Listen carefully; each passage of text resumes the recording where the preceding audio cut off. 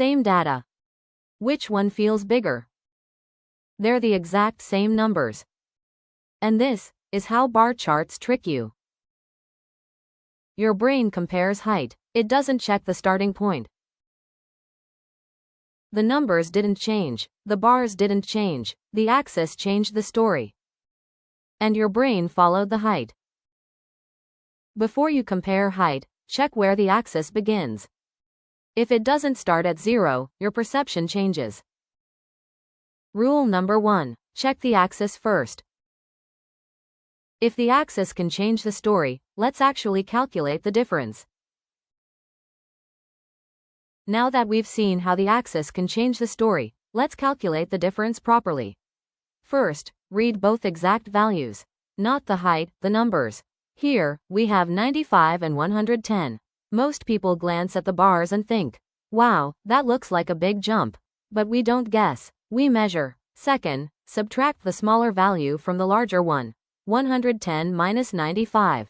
That gives us 15. 15 isn't dramatic, it's precise. Now, if we want percent difference, we divide that difference by the original value. So, 15 divided by 95, then multiply by 100.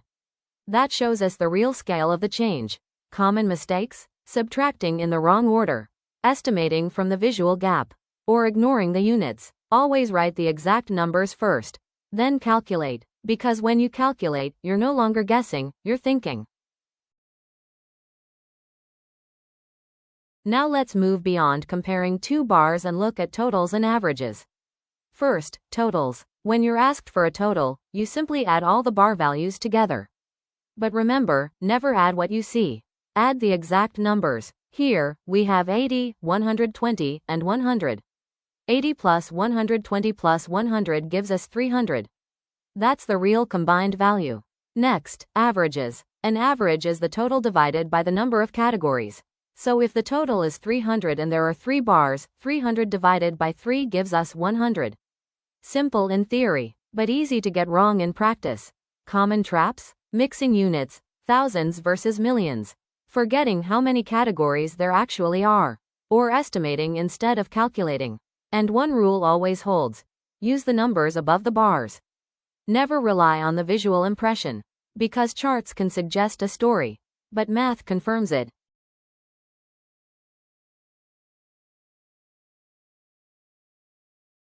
Now let's take it one step further and look at stacked bar charts. A stacked bar combines multiple segments into a single bar. Each segment represents a subcategory, and the full height of the bar shows the total. So when you compare totals, you add the segments. For category A, that's 60 plus 40, which gives 100. For category B, 50 plus 70, which gives 120. Now you can clearly see which total is larger. But here's where many people make mistakes. They compare the visual heights of segments instead of the actual numbers. For example, category 1 in A is 60, but in B it's only 50. Meanwhile, category 2 in B is 70, larger than the 40 in A. If you only look quickly, you might misread the structure. Another common trap is mistaking the top number for a segment instead of the total. Or assuming the top segment is always the largest contribution. So remember, read the segment values. Add carefully for totals. And never rely purely on appearance. Because stacked charts can layer complexity, but the math underneath is always clear. Even when the numbers are correct, a bar chart can still be misleading. The distortion doesn't come from the data. It comes from the design. One common trick is a non-zero y-axis. If the axis doesn't start at 0, small differences can suddenly look dramatic. Another technique is compressing the y-axis range. When the scale is tight, like 90 to 110, tiny changes appear much larger than they really are. Bar width can also influence perception. Wider bars can feel bigger, even when the values are identical.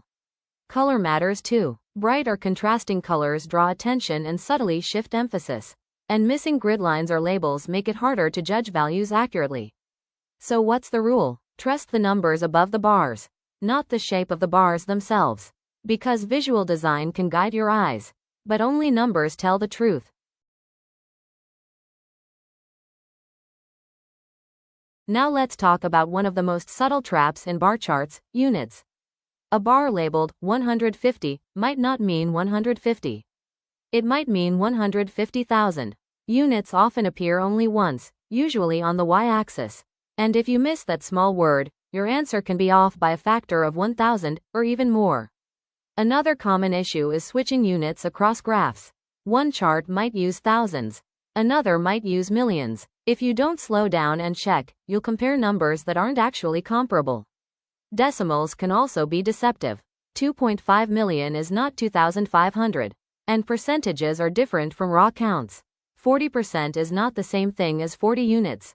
So here's the rule. First, locate the unit label. Second, read the exact number on the bar. Third, convert if needed. And only then, calculate. Because in data interpretation, small words matter. And sometimes, the smallest label on the chart changes the entire meaning. Let's pause for a moment and look at what you've built so far. In the first half of this lesson, you've developed 6 essential bar chart skills. You learned how to compare values. Using exact numbers, not impressions. You calculated differences instead of guessing from visual gaps. You added totals and computed averages correctly. You broke down stacked bar charts into segments and meaningful totals. You identified misleading designs that distort perception. And you paid attention to units, because small labels can change everything. Together, these skills form the foundation of accurate data interpretation. They apply not just to classroom problems, but to charts you'll encounter in news, business, and everyday decisions. Now it's time to put these skills into action. We're moving from understanding to application. And this is where real thinking begins. Here is your beginner practice question. The bar chart shows the monthly sales for 3 types of books: fiction, nonfiction, and comics. Your task is to identify which category has the highest sales. Look carefully at the numbers above each bar to compare the values. You will now have 60 seconds of quiet time to solve this question. Take your time and choose the best answer.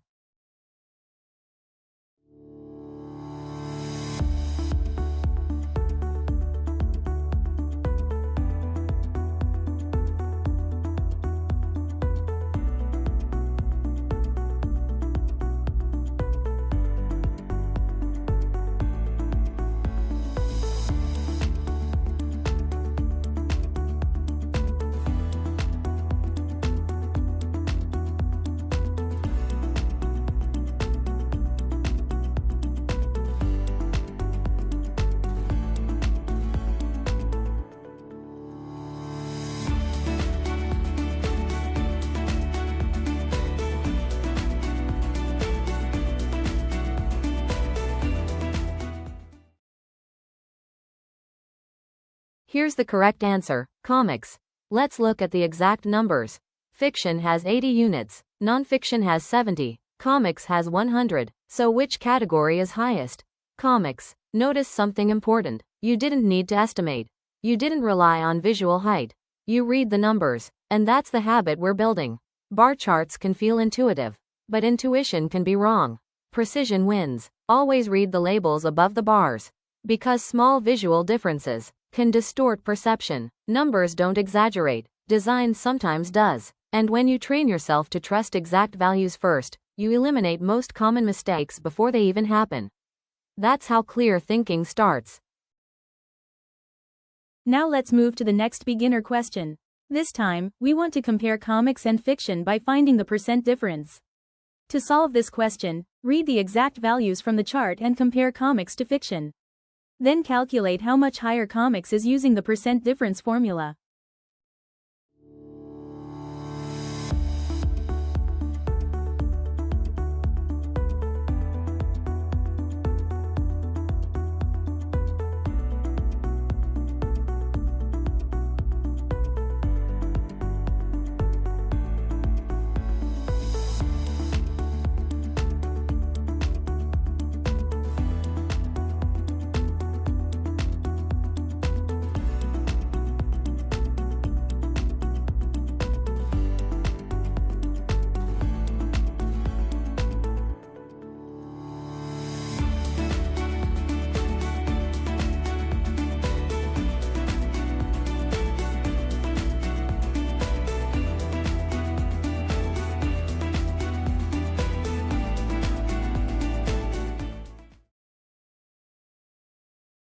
The correct answer is 25%.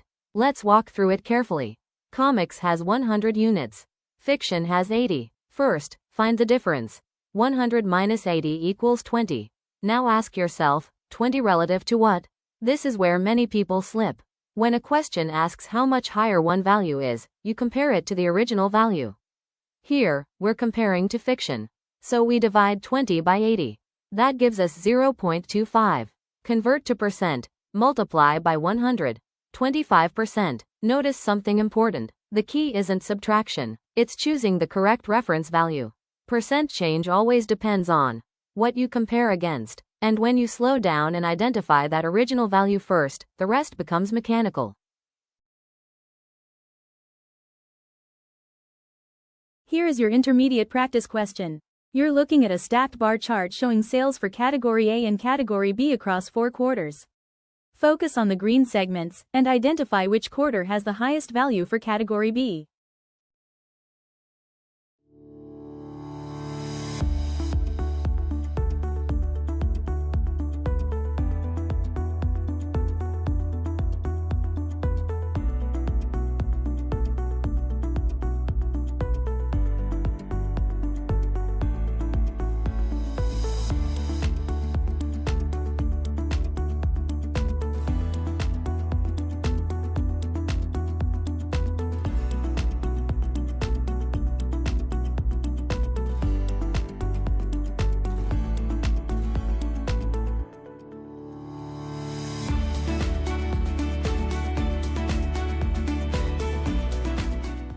The correct answer is Q4. Let's focus only on Category B in Q1. Category B is 50 units. In Q2, it increases to 75. In Q3, it drops to 60. And in Q4, it reaches 90. So which quarter has the highest value? Q4. Notice something important. In a stacked bar chart, your eyes are often drawn to the total height. But that's not what the question asks. We are not comparing totals. We're comparing one specific segment. Each colored section must be treated as its own data point. Stacking can visually blend values together, but the numbers remain separate.